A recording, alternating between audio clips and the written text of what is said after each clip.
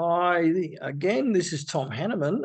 Thank you very much for joining me on this video. This is another before and after situation, and let's just dive deeply into it. This person happens to be an electrician. So yes, I do work with people who are in various trades. I've worked with electricians, carpenters, plumbers, builders, although none of them so far have been named Bob. So Robert, if you're out there, get in touch and we'll fix your resume. So what I wanted to do here is just go through some of the issues that Daniel was facing. These are some of the reasons as to why he was not securing interviews. Now, the key issue in particularly jobs where there's lots of people, lots of candidates, and not necessarily all that many great jobs. I mean, it depends on the industry, depends on the economy and the labour market at the time and so forth. But yeah, he wasn't getting interviews because he didn't really differentiate himself.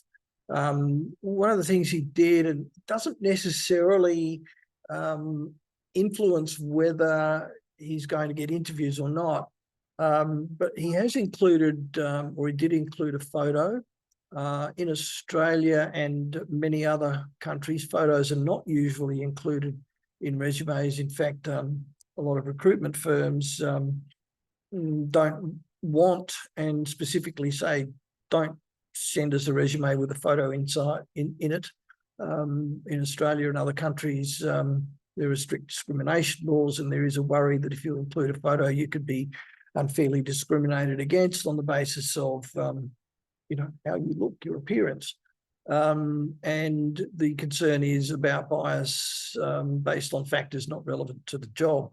Not saying that not including a photo eliminates discrimination, but the intent is obviously to reduce the opportunity for discrimination. And from the recruiter's perspective, or the recruitment firm's perspective, or the employer's perspective, they certainly want to avoid any potential legal action by candidates who feel as though they might have been discriminated against on the basis of their physical appearance. So these are some of the reasons why photos are not included these days in resumes in Australia and other countries. Now, the document also might not be friendly for applicant tracking systems, because he's used columns.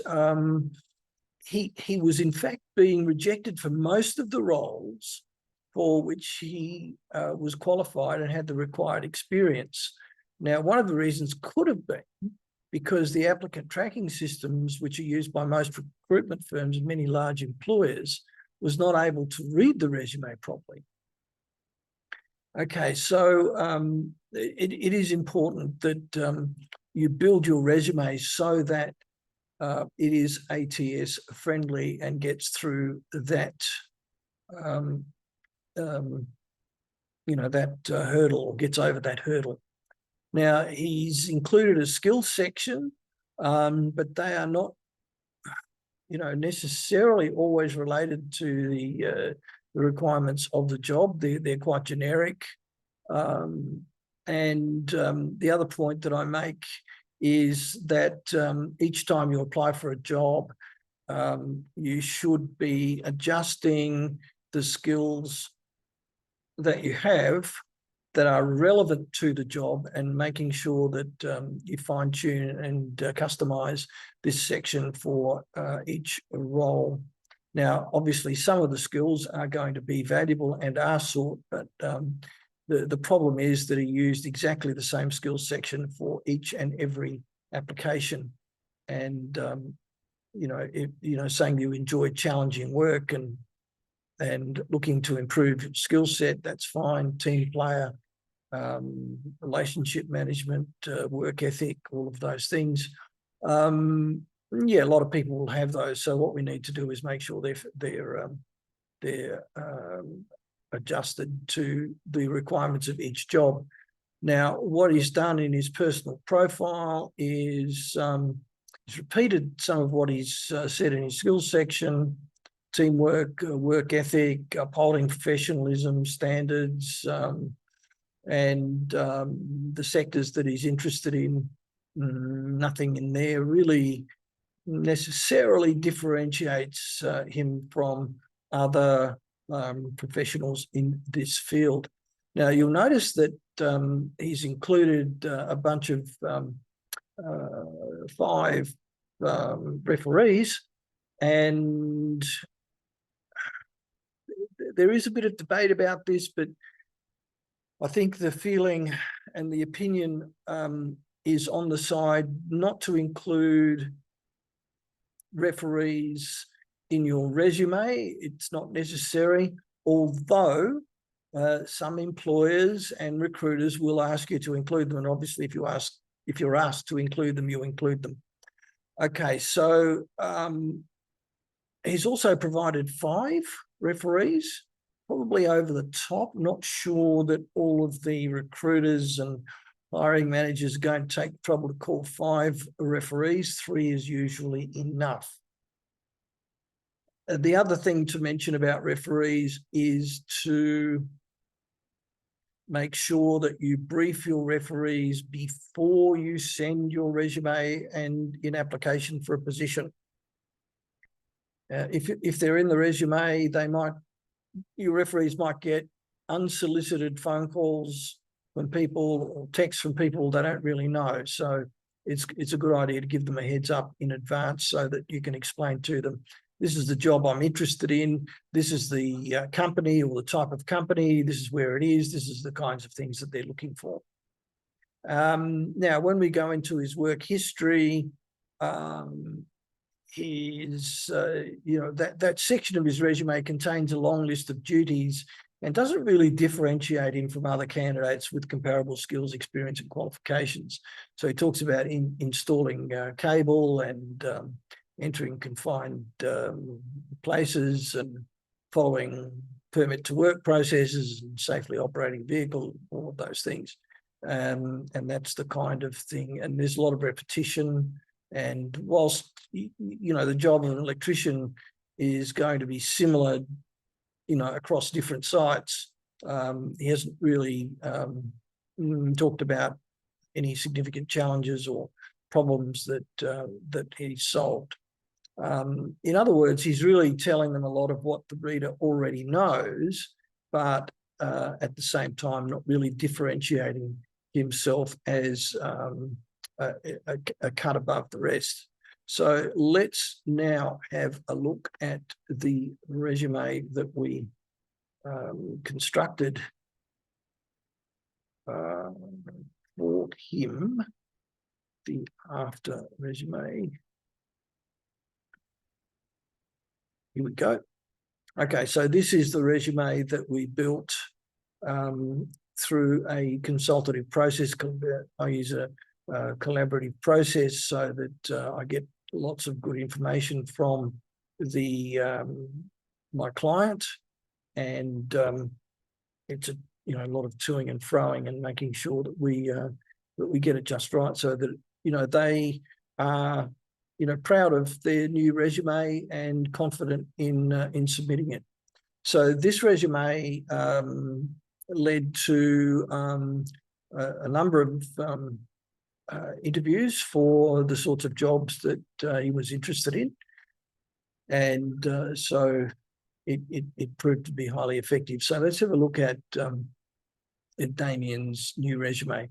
So the format is ATS friendly, modern AT systems. The areas of expertise section is in a table, but it's only got 2 columns, and modern ATS software is comfortable with tables. The areas of expertise section is aligned with the requirements of the kinds of roles he's interested in. And as mentioned before, you should always adjust this section according to what the job or what the company is looking for in that job.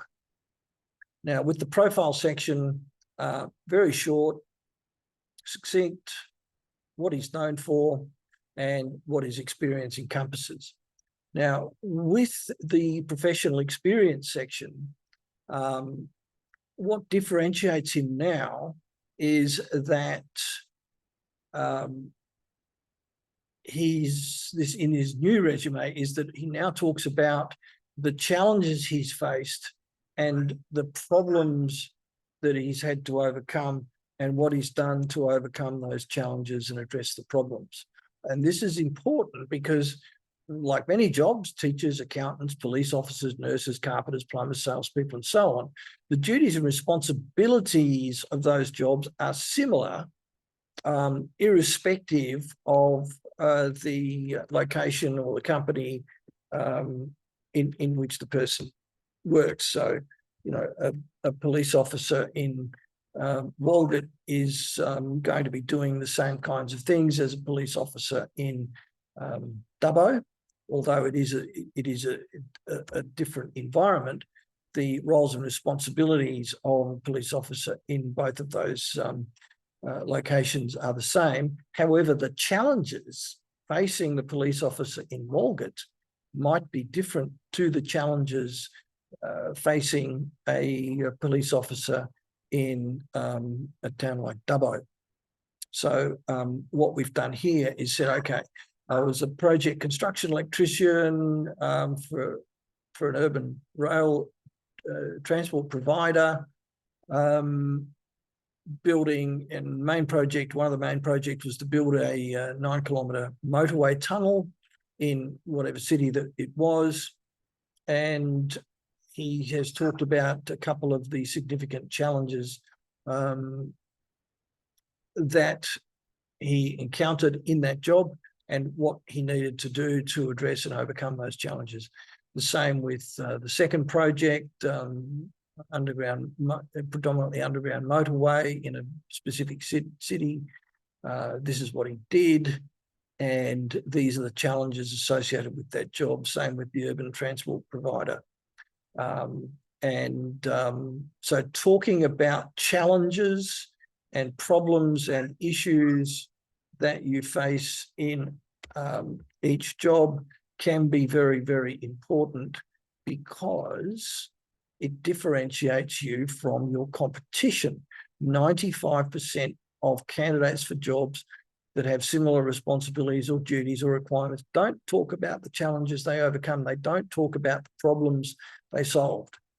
They don't talk about the issues that they had to grapple with. Now, if you do this, you are likely to set yourself apart from the majority of other candidates. And this is going to be critical where there are going to be dozens or even 100 or more applicants. So these are the things that set him apart.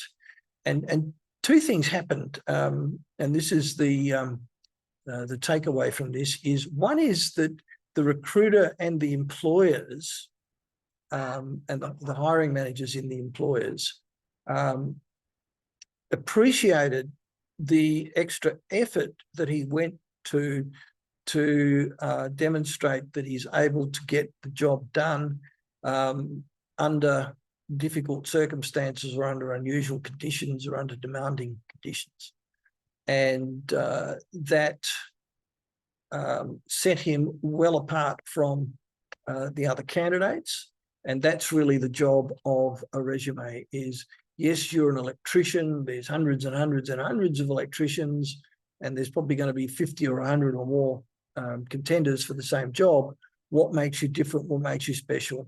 And the mere fact that he made the effort and understood that it was important to talk about challenges and problems set him apart from his competition.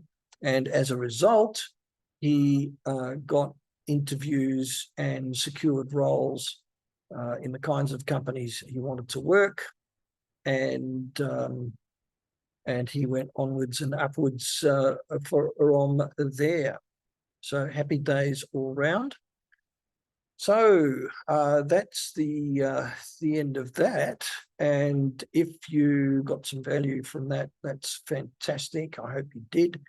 And if you know anyone else that might get some value or interest or benefits from this kind of information that I've been presenting, then be sure to send them the link to this video, and they will love you forever for doing so. And if you do want to contact me, you know, I'm on LinkedIn and you can find me, and love to have a conversation if that's what you want to do. So in the meantime, I wish you well, be safe, be healthy, and enjoy whatever it is that you are doing. So bye for now.